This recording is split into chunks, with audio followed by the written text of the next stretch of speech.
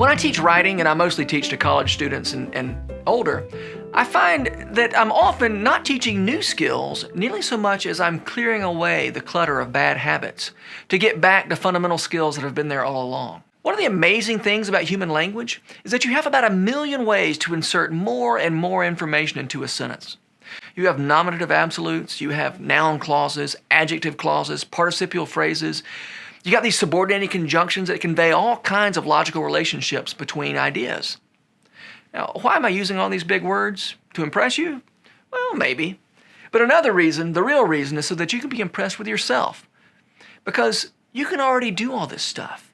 You're probably quite good at cramming lots of information into a sentence.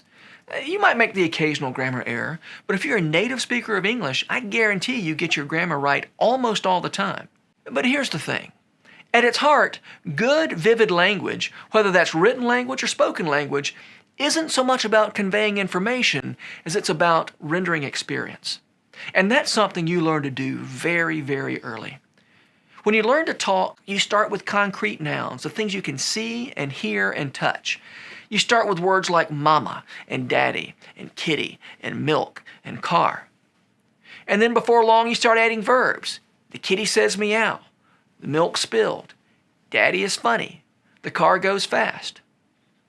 And when you grow, you learn to use all kinds of grammatical structures.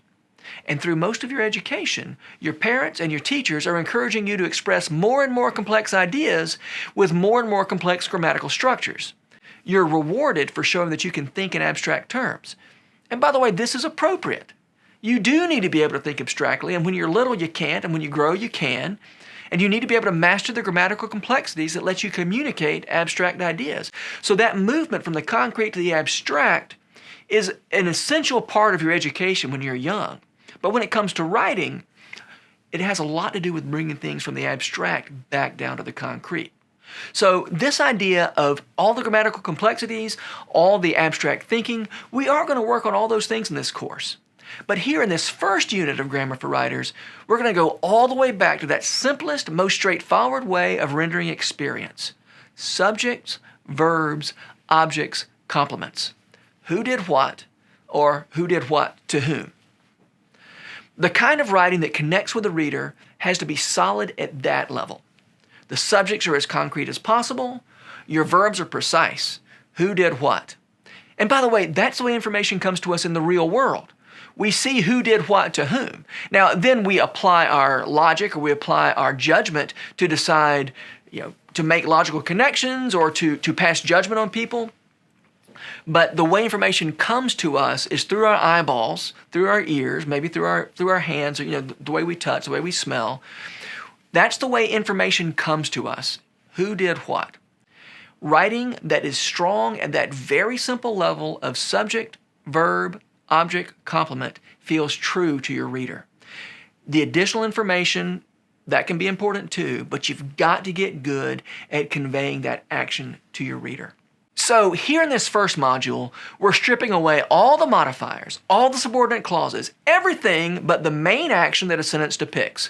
Who did what. We're going to build all that other stuff back in the subsequent modules, but for now, we're going all the way back to some of the first things you learned to do with the language when you were a toddler. So, here are the topics we're going to cover in this module. I'm going to give you some tools for identifying the verb and the subject of a clause. I'm going to give you the tools for identifying direct objects and indirect objects. You're going to learn about predicate complements, and hopefully I can make you care about the difference between action verbs and linking verbs. You're going to learn the 5 possible patterns for the structure of a clause.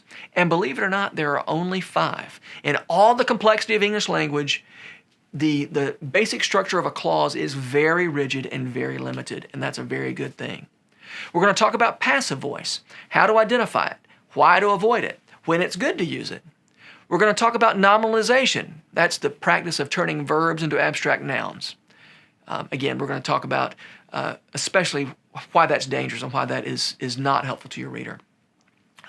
Although, like every other problematic structure in English, it exists because sometimes it's exactly what you need. We're going to talk about strong verbs and why that advice, use strong verbs, can be misleading. Okay, we're going to spend a lot of time talking about aligning the action of a sentence with the grammar of the sentence by making sure that the actions get expressed as verbs and the actors are the subject of those verbs. And by the way, that idea, the idea of aligning the grammar, aligning the verbs and the subjects with the action, that really is the central idea of this whole module. Everything else in this module is just a specific and/or a technical outworking of that idea. Actors and actions become subjects and verbs. Once you grasp and apply that idea, your writing will be transformed immediately. I promise you. So you're going to see some progress in your writing very soon. All right, we got a lot to cover in this module, so we better get started.